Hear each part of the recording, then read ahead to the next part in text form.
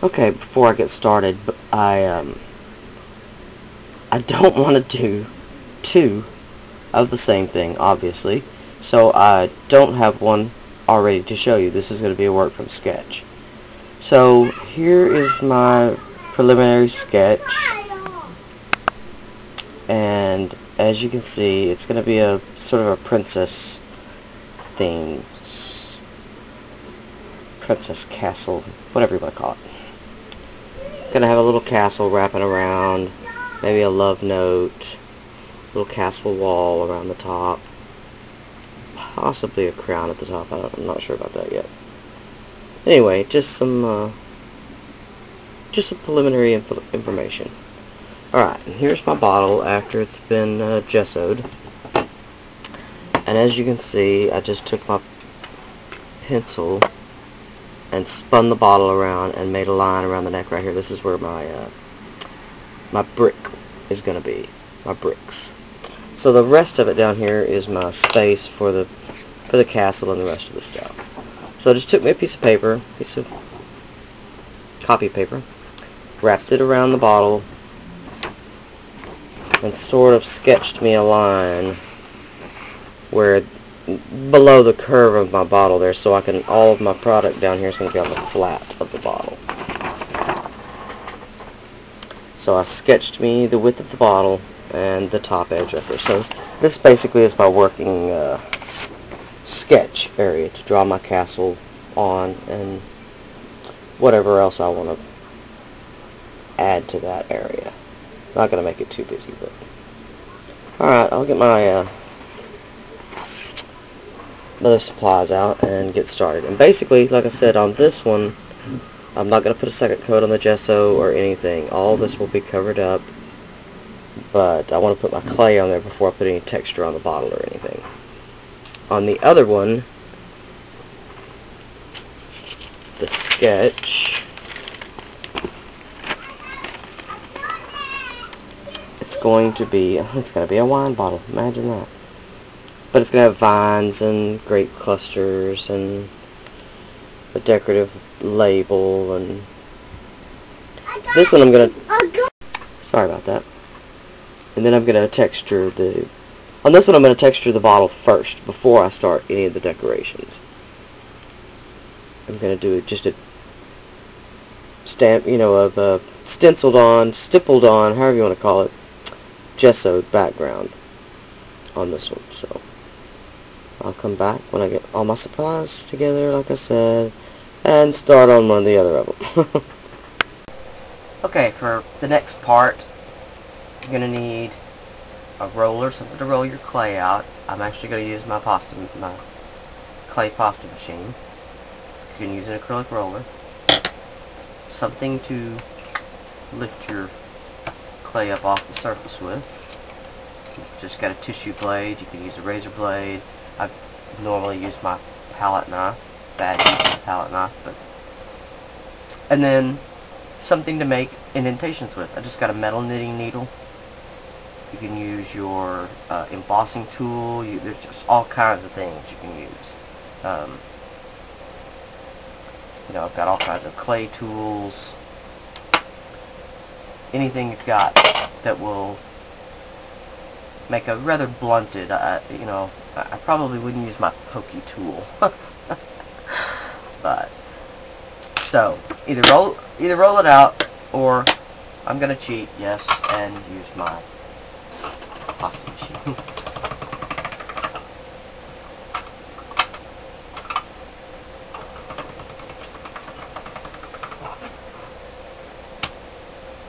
Here's what I've got. What I'm wanting is to cover the neck of my bottle with clay. Since this is going to be a brick wall, a piece of brick wall, it doesn't matter that it doesn't fit all the way. Nothing like that matters, because it's going to be a broken castle wall. So there's where I'm going to start. Doesn't get much simpler than that. I'll get some more clay out and come back and show you what I'm going to do with it from there. Sorry about that, my battery died, of course. Alright, I've got the neck covered from where I drew my line.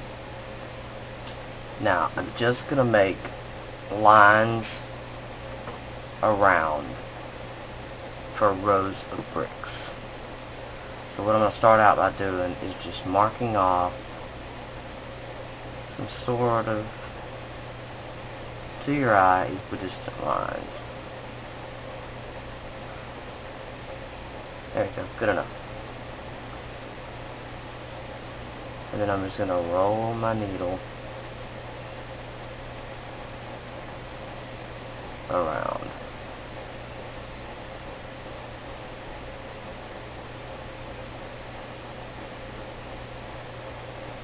To get to the back where I started.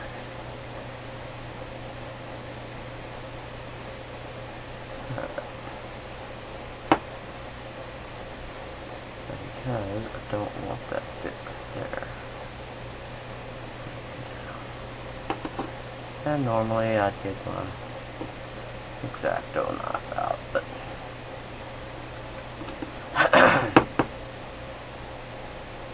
alright, there we go.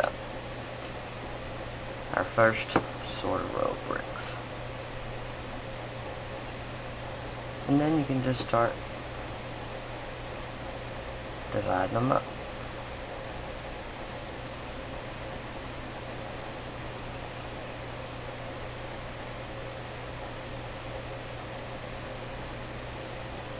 If you don't like where your divider was, smooth it back.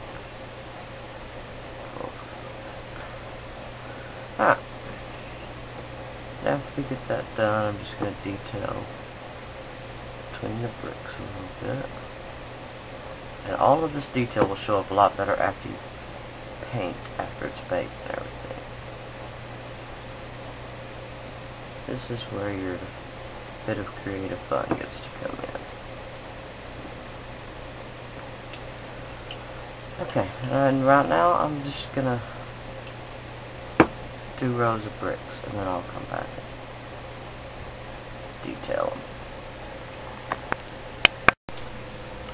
Now, I've just taken my stiffest, fattest bristle brush, however you want to say that, my stiffest bristle brush, and just pounced all over the surface of the bricks, just to roughen up the texture so it's not so smooth. You probably won't even see that after it's painted over, but it does knock down your little,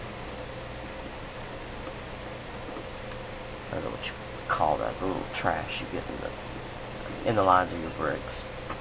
Now, you can either take your pokey tool or a little needle again, and then just in a few of the corners of the bricks, you know, just throw a little random bodiness. Sometimes maybe in 2 corners of the same brick.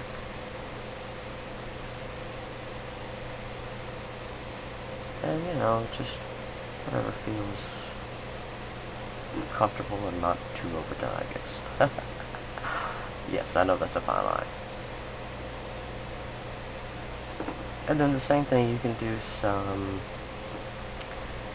little cracks, or, you know, just a little something here and there.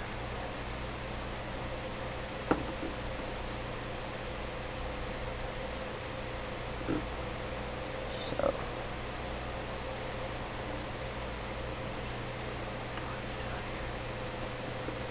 anyway, it doesn't have to be too much, because this is not the focal point of the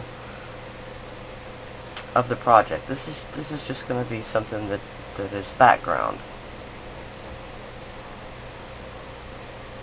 And when you think you're happy with it, what I normally do is I'll set it with my heat gun a little bit, just to set the surface before I lay it in my polymer clay oven, my big giant toaster oven, and I lay it in a bed of polyfill.